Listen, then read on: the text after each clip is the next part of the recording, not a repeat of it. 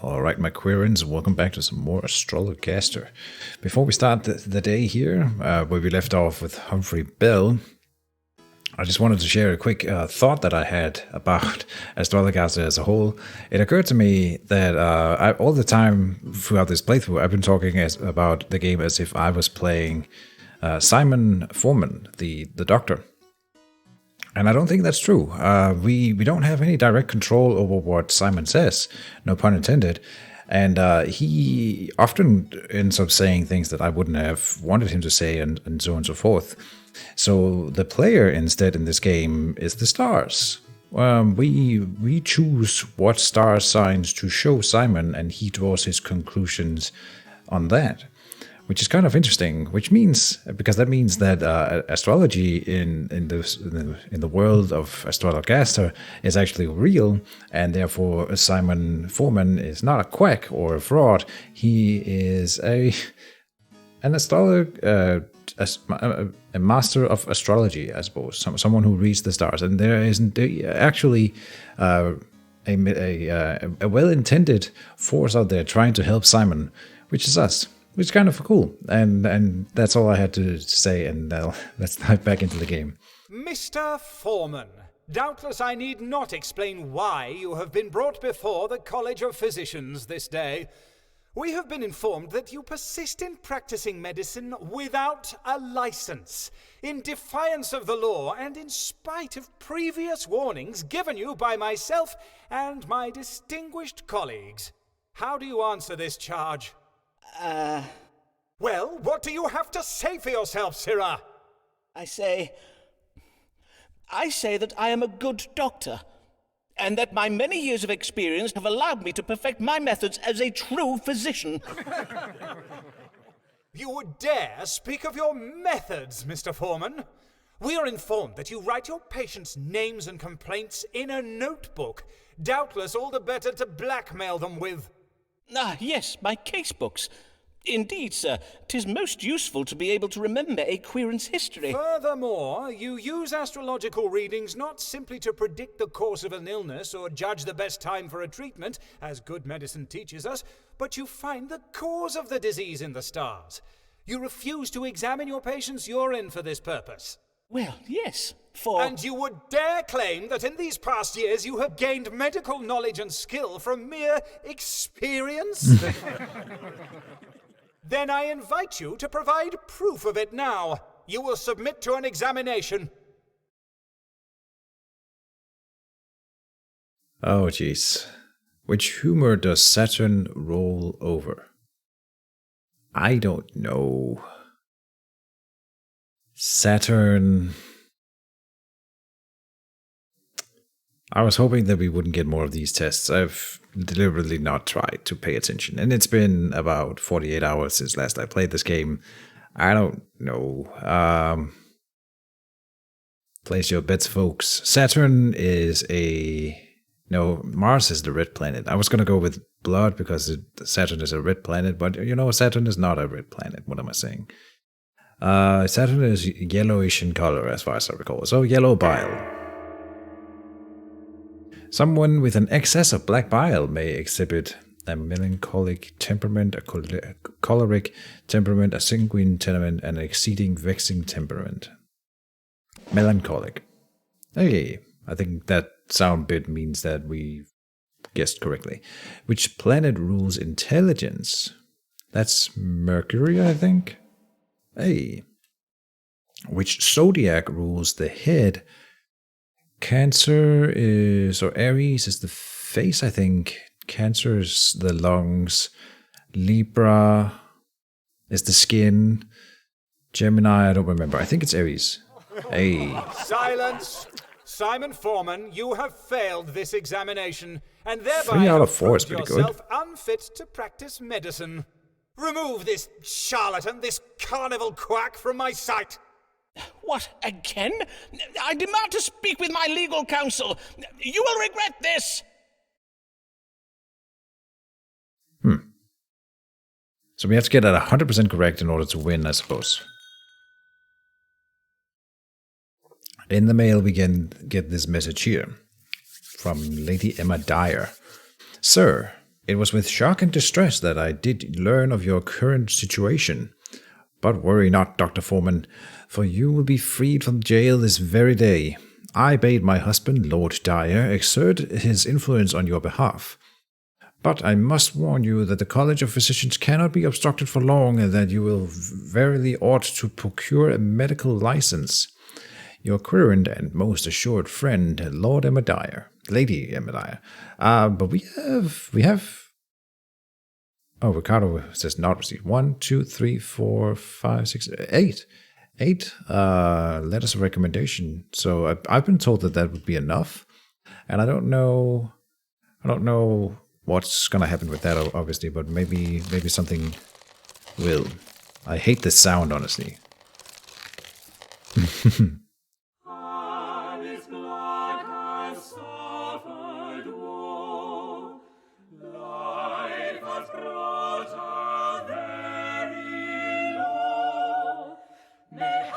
Some solution, though, read the stars and we shall know. Let's see what the stars can do for Alice Well today. met, Alice, dear friend. Since your husband's death, I have oft thought of you. Fare you well? Oh. Oh. A little bit of issue with sound here. It gave me sense to bide with him in this final hour. It was only then that I did realize how much I did love the old fool. Despite his mump-headed nature and his leaving me and the children, with not a penny between us. Things are better since I did become Mistress Macy. Then you have remarried? Aye, 'twas the only means of putting a roof over our heads and meat in our bellies. And Mr. Macy is a kind man. Oh, but Forman, we may not have our roof much longer. Macy has threatened to leave me. The brute!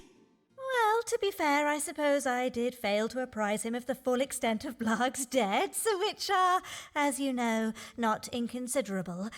But what am I to do about it now? Ah, yes, of course. By marrying you, he is now responsible for the debts of your late husband, according to the law. In sooth, 'tis a high price to pay for a wife. No matter the marital bliss, her bountiful charms and fine qualities do doubtless afford him. Save it for another day, Forman. 'Tis not your chub-brained flattery I am come for. 'Tis your counsel. Then let us see if the stars may offer a solution. How may Alice Macy prevent her husband petitioning for a divorce? And let's see what we can do for her then. How can I prevent my new husband from divorcing me over my late husband's debts? We have here the House of Finances, which suggests misdirected anger and indicates neuroticism. Mr. Macy feels nervous about being burdened with Thomas Blag's debts and angry towards Alice as a result. House of Family and Friends. This recommends travel to turn things around. A family trip might turn things around. All right, not the worst advice. A House of Legacy represents a mature man, Alan's deceased husband, Thomas Blag. Thomas Blag's legacy is the debts he has burdened his widow with. Sure. House of God's Punishment. This represents evil. God is punishing the deceased Thomas Blag by visiting the evil sins of the father upon his widow and children. Okay, there's not any advice in this whole thing. House of Hopes. This advice is constraint. Alice must be realistic and temper her hopes. Now, we will go with A. It's the optimistic one. Alas, you have little hope of calming your new husband's feelings about your late husband's debts. But the stars suggest that your family might go abroad, and thus put yourself out of the reach of Blag's creditors. You must do this without delay. Go abroad? You mean where foreigners live? Aye. My chart also suggests that you find some creative solution to ensure your husband's cooperation in such a project. Has he ever expressed an interest in the New World colonies? Or perchance you might suggest an extended tour of Roman antiquities. Nay, but I will put my mind to it. But if we do go abroad, this is doubtless the last time I shall ever see you, Forman. Coitus post-consultation. The querent did wish to know how she might prevent her new husband, Mr. Macy, from divorcing her over Thomas Black's debts. I did suggest the querent think of a reason for the family to move abroad, where they would find themselves beyond the reach of Black's creditors. Methinks the querent was pleased with me for the reading I gave this day. Coitus post-consultatio. Score! And that gave us a letter of recommendation. Perfect. I thought we already had hers, but I suppose we didn't, and now we do. Hear ye, hear ye! Nation mourns death of beloved Queen. King James of Scotland ticked to succeed to the English throne. Hear ye! All right. All of England is in mourning as news spread of the death of our beloved sovereign. Queen Elizabeth Tudor, oft referred to as Good Queen Bess by her subjects, expired of natural causes on this day, the 24th day of March, the year of our Lord 1603. Although Her Majesty left no heir nor named a successor, her cousin and nearest blood relation, the 57-year-old James Stuart, King of Scotland, is rumored to be travelling down from Edinburgh to be crowned King of England later this week. All right. Humphrey Bell, you must not take so ill, for though your beauty does fade, we do adore you still. Our eyes are so wide, our thoughts so unrefined, at the sight of your shapely behind.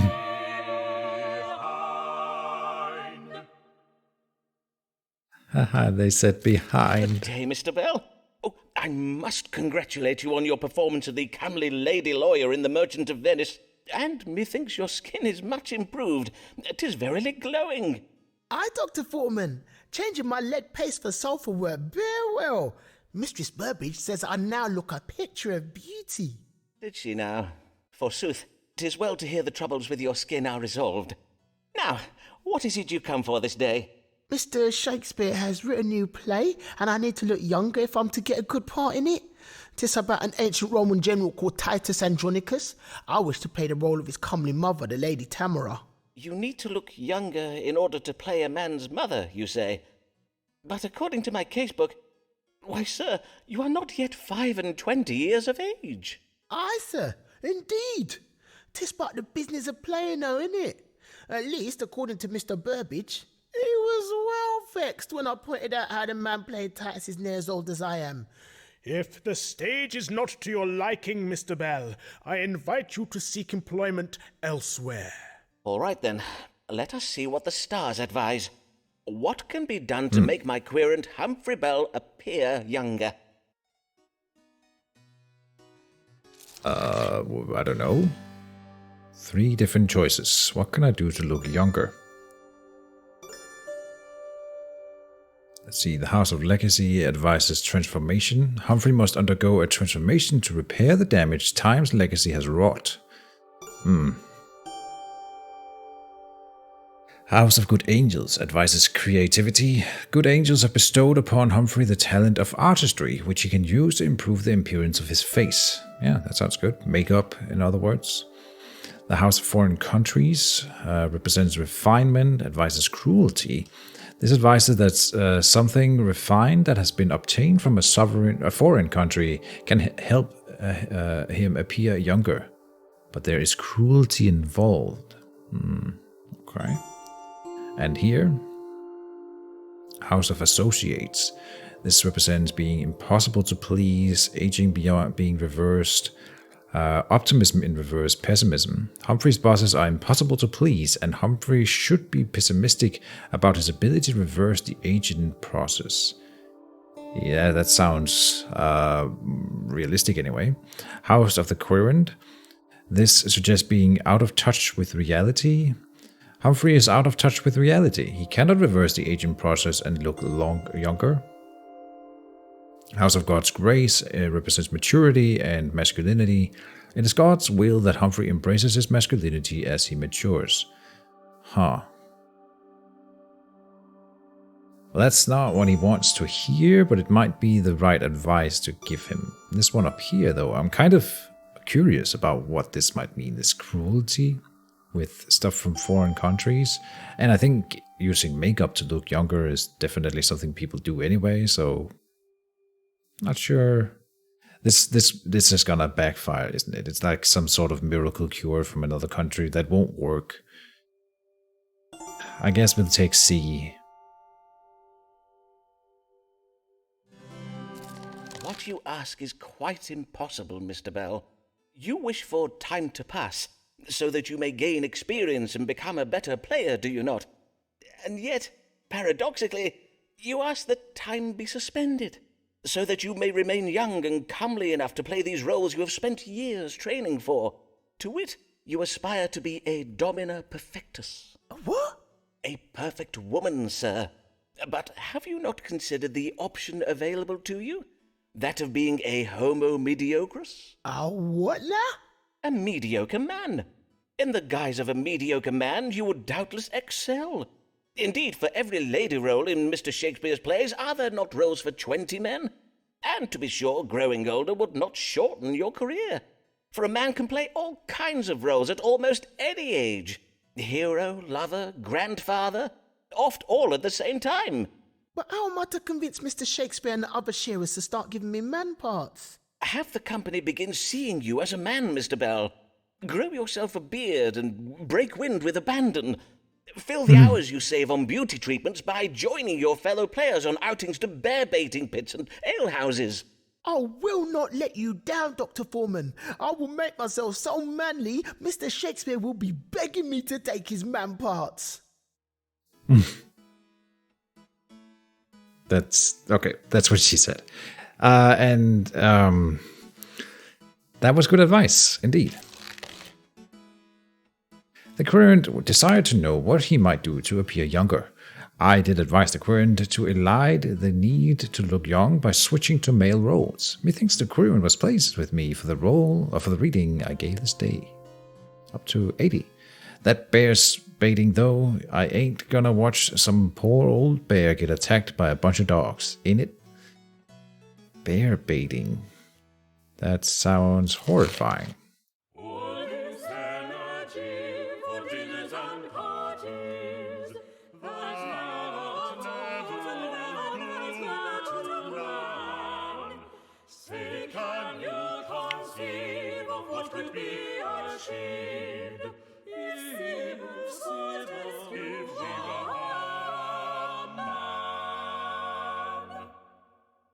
I'm sorry, what? All this energy for dinners and parties that never go to plan, say, can you conceive what could be achieved if Sybil Fortescue were a man? I am unsure what this is Tomorrow, about. Mistress Fortescue.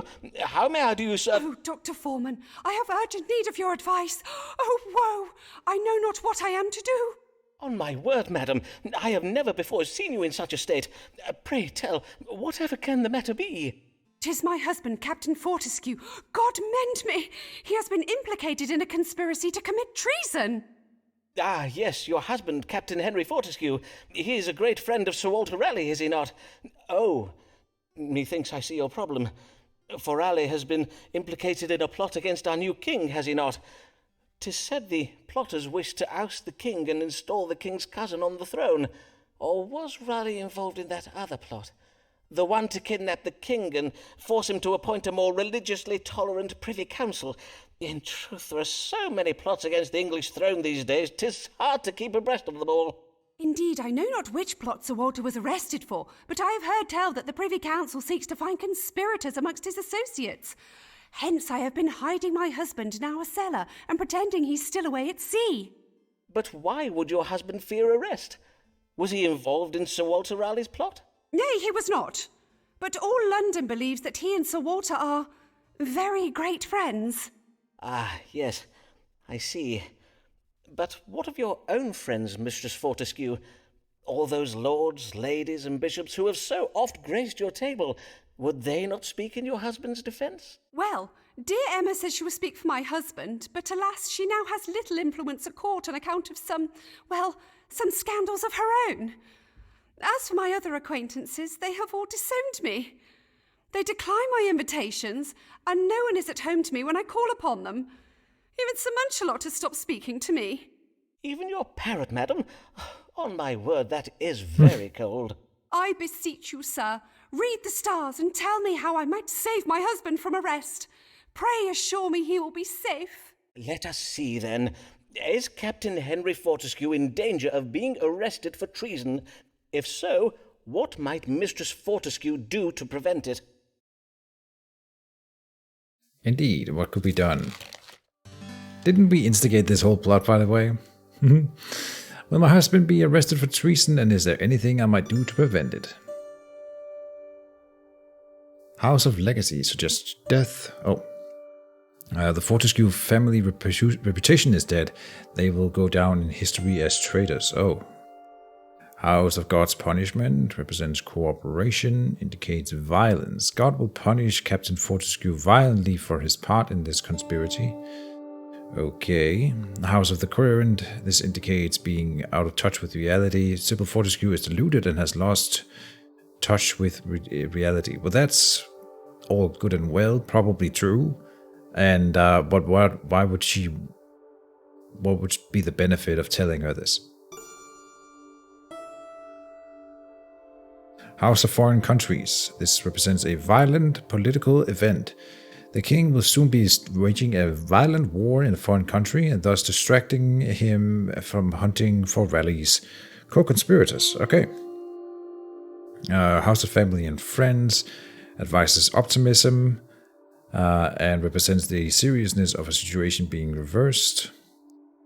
Mistress Fortescue may be optimistic about her husband's fate, for the plot against the king will soon be taken far less seriously than it is now. House of Secrets represents emotions and intelligence. An intelligent course is for Sybil to keep her distresses a secret from the world and behave as if she has nothing to fear. Oh yeah, see, this is good. House of Relationships. This represents authority. Despite what she may think, Sybil Fortescue can still use her social authority and influential relationships to aid her husband. I think this is the good one. If you are not guilty, stop acting guilty. Madam, although your friends in the royal court may no longer own you in public, perchance they could be prevailed upon to act on your behalf in private. Verily, madam, I urge you to write to them and bid them use their influence in your family's favour. Mayhap they can quietly speak well of your husband to the king and to the lords of the Privy Council. In the meantime, you must behave as if you have nothing to fear or be ashamed of, as if your husband is full innocent of treason. Hold your head high, Mistress Fortescue. But Dr. Forman, surely you see how low I am come. Madam, have you not before suffered the slings and arrows of social misfortune and yet risen victorious? Well, You had a house full of guests purging from all their orifices, and yet you did not waver. You suffered an attack upon your mucosal membrane by the most fiendish of New World fruits, those known to affright the bravest of conquistadors, and yet you soldiered on. And after you played the fool before lords, bishops, and countesses, still they thronged for invitations to your luncheons. Truly, madam, are you not a leader amongst women? Reclaim your place at London's dinner tables and use it to save your husband. Take back your Camelot. Indeed, sir. I shall not be cowed by spiteful wagging tongues any longer. I now go forth to restore my husband's honour and our family's good name. Fare you well, and Godspeed, Mistress Fortescue. That was good advice. The querent wished to know whether her husband would be arrested for treason and how she could prevent it. I did advise the querent to write to her friends and have them use their influence in private to aid her husband. I did also counsel her to act as if she had nothing to fear, to help convince the world her husband is innocent. Methinks the current is most pleased with me for the reading I gave this day. I will find a way to save my husband from the tower, for after all, tomorrow is another morrow. Indeed, Sybil. And I think this is where we will end off this episode for now. This is Keejchen signing off. I know it was a short one, but we'll be continuing it tomorrow, and see you then.